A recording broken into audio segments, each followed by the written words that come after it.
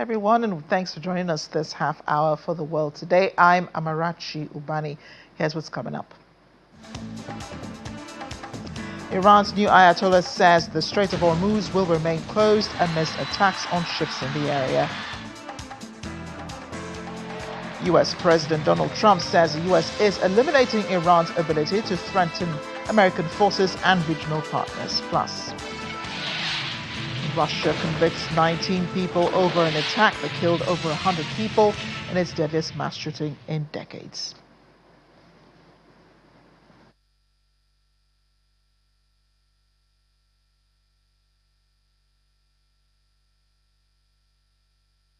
Thanks again for joining us on the program. Iran's new Ayatollah Mojtaba Khamenei has given his first address to the people of Iran since he was appointed to take over from his late father, who was killed by U.S. airstrikes weeks ago. In a statement read out on the state broadcaster, he vowed to keep the Strait of Hormuz, a major shipping passage, closed. The impact of that has been rising global oil prices. He's also said Iran will not hesitate to avenge the blood of Iranians who have been killed by U.S. and Israeli airstrikes in the last couple of weeks. Mojtaba Khamenei, who took the mantle of leadership from his late father on March 8th, has not been seen yet in public since succeeding his father. He is the second son of Ali Khamenei, and although he had been long regarded as one of the frontrunners to succeed him, has kept a low profile and has been seen as exercising influence from behind the scenes. Meanwhile, cargo ships have been attacked overnight in the Gulf, apparently by Iran. 2 tankers were hit near Iraq, while a container ship was struck near the United Arab Emirates. While in Iran, U.S.-Israeli strikes on Tehran have targeted street checkpoints on the Basij, a volunteer militia that has suppressed protests. Officials say Israeli strikes have killed several people in Lebanon, including at least 8 in Beirut's seafront area. A massive blaze has broken out at a government facility in Iraq. Videos released by the ministry show thick smoke and flames engulfing the building, prompting emergency services to respond. Authorities are investigating the cause of the fire and have no casualties reported so far. Meanwhile, 2 tankers were attacked and set ablaze near Iraq's southern port of Basra, forcing a halt of operations at the country's oil terminals. Citing a military official, the Iraqi news agency reported rescue of 38 crew members and the death of 1 person.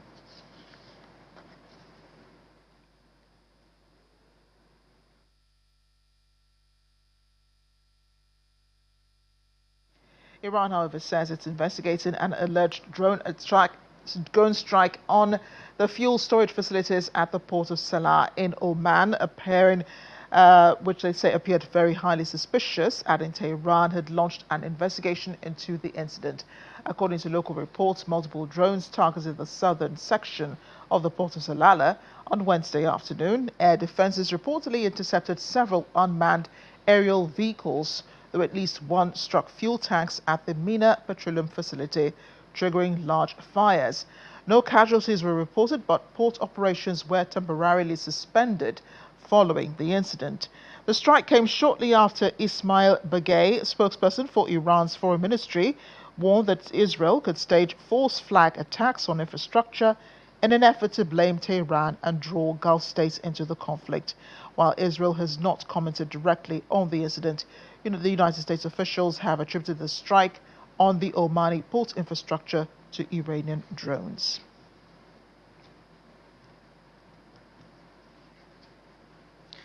Now, the United States Central Command has released a compilation of U.S. forces activities during Operation Epic Fury, as President Donald Trump said that the U.S. had already won the war against Iran, while vowing to finish the job. Footage shows U.S. troops on duty and aircraft in action, as well as missiles fired during the mission, along the previously published CENTCOM videos of strikes on Iranian stockpiles and vehicles. It comes after President Trump claimed the operation against Iran was won in the first hour, and that Washington does not want to leave early, signaling further actions on Tehran. The U.S. and Israel launched strikes on Iran on February 28th. Tehran responded with strikes on Israel and U.S. assets in the region.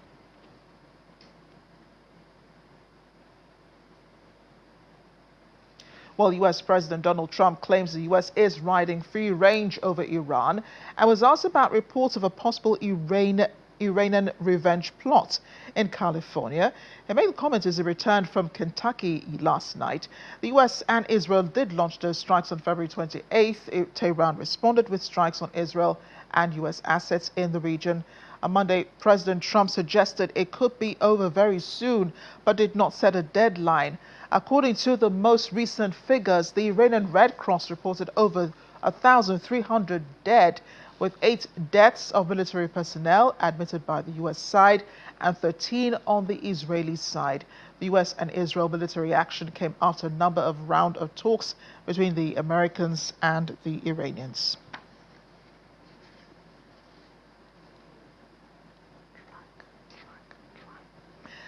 So we would have heard from President Donald Trump, but we probably will in the course of the bulletin.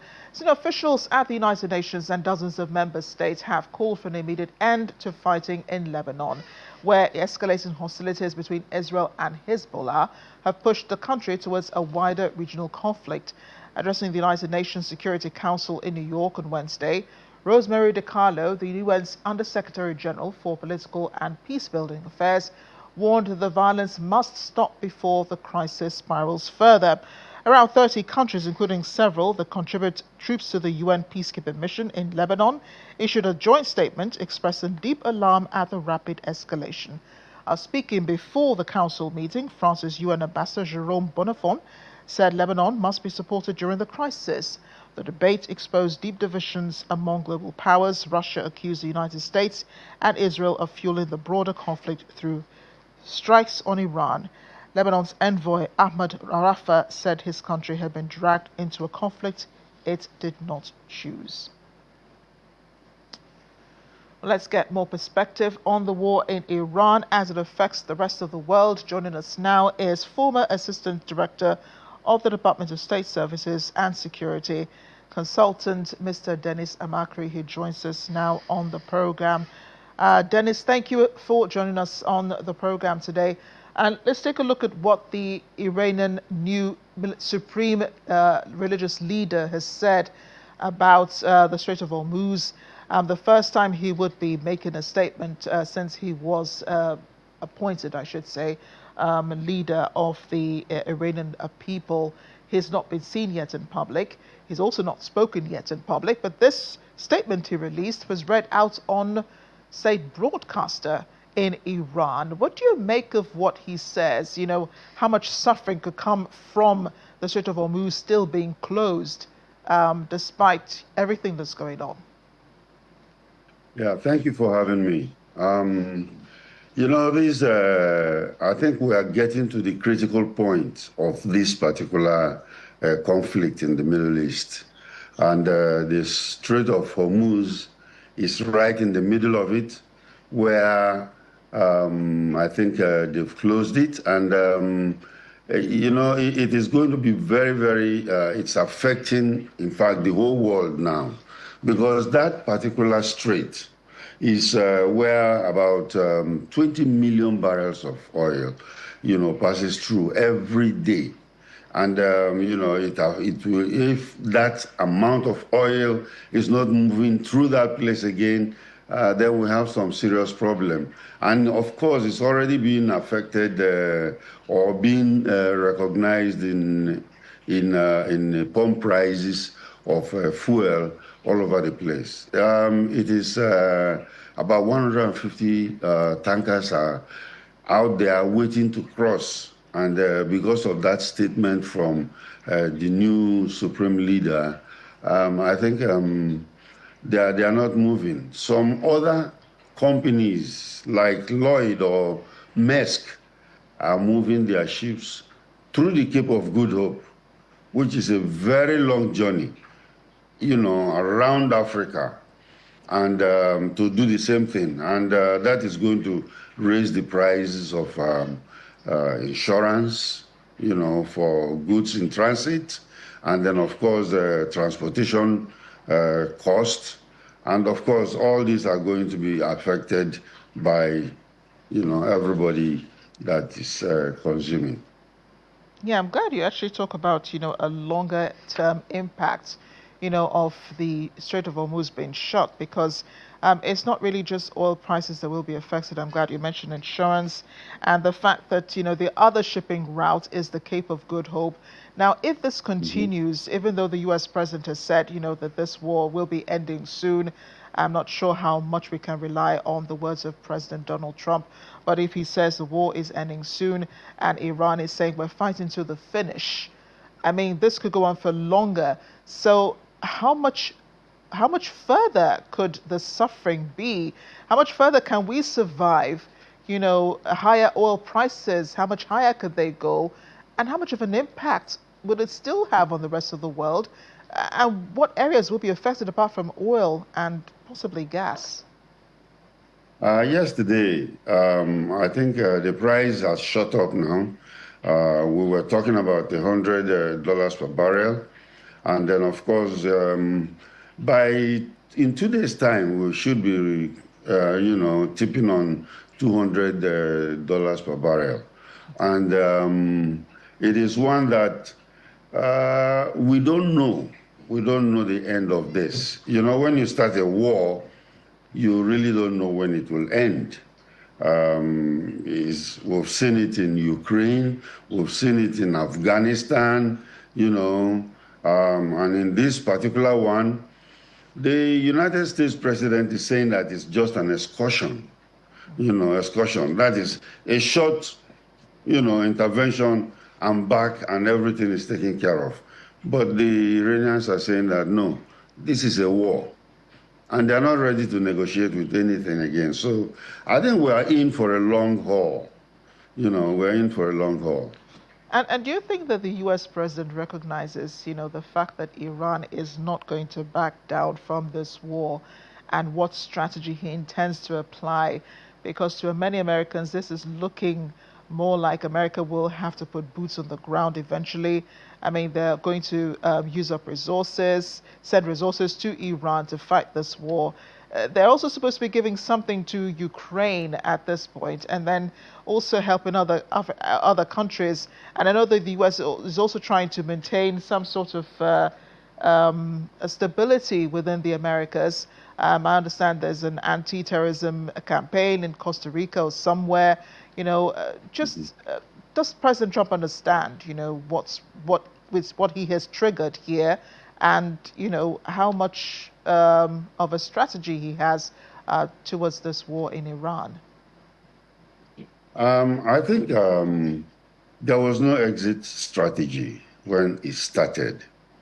And because actually he has not even gone to talk to the Congress, and the Democrats are relieving some Republicans, very, very agitated about why he's taking the country, the United States, into war without the permission of the Congress, which is stated clearly in the Constitution.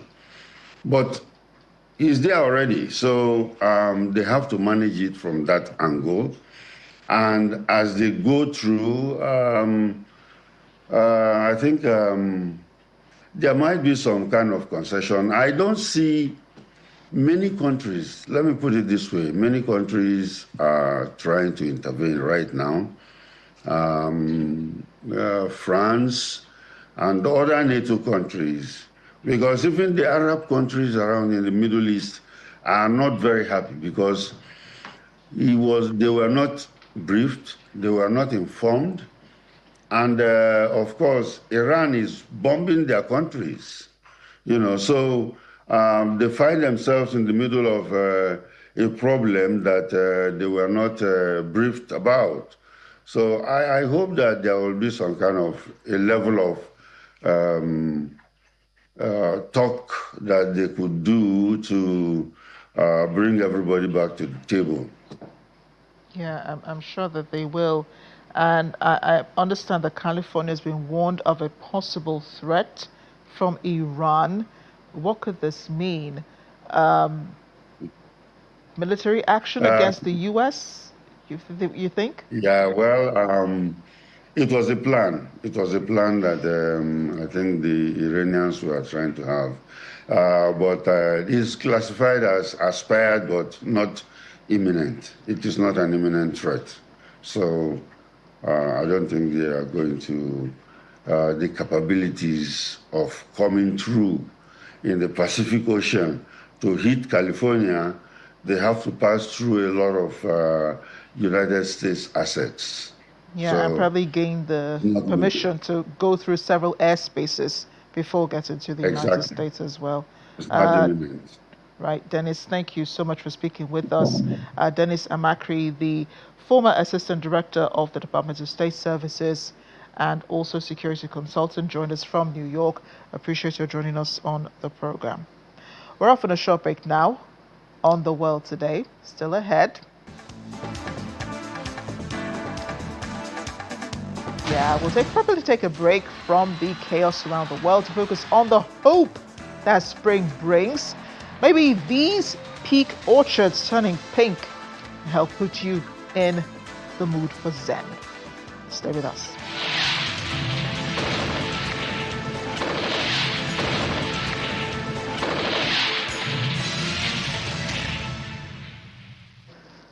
Welcome back to The World Today. The Venezuelan government has lauded the United States for officially recognizing the present administration led by Delcy Rodriguez. It comes as both countries restored diplomatic ties recently. According to U.S. President Donald Trump, close relations has been established between Washington and Caracas. Major American companies are actively operating in Venezuela, which has allowed the country to achieve record oil revenues.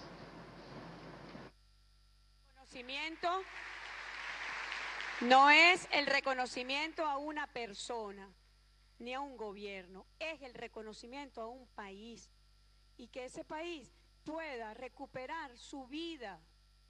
And Chilean President Jose Antonio Cast has declared an emergency government for Chile, vowing to tackle organized crime and illegal migration. During his inaugural address from the balcony of La Moneda on Wednesday, he said to face these emergencies, insecurity, health, education, unemployment, and so many others, Chile needs an emergency government, and that is exactly what the country is going to have.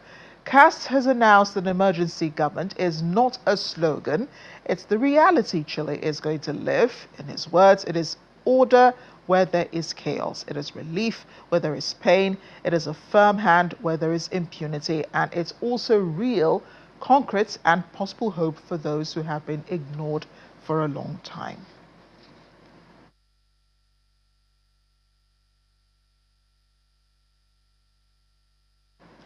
"19 people have been jailed over an attack at a concert hall near Moscow that killed 149 people and left more than 500 others injured. It comes as a Russian military court handed life sentences to 4 gunmen and 11 accomplices. 4 other defendants were given between 19 and 22 years. Described as the deadliest mass shooting in Russia in 2 decades, the attack on Krogus City concert hall on the outskirts of Russia capital on March 22nd, 2024, when gunmen went on a shooting spree before setting fire to the venue. An Islamic State group affiliate has admitted carrying out the attack and posted video evidence online. Moscow has repeatedly accused Ukraine of its involvement, an allegation that Kyiv has denied repeatedly.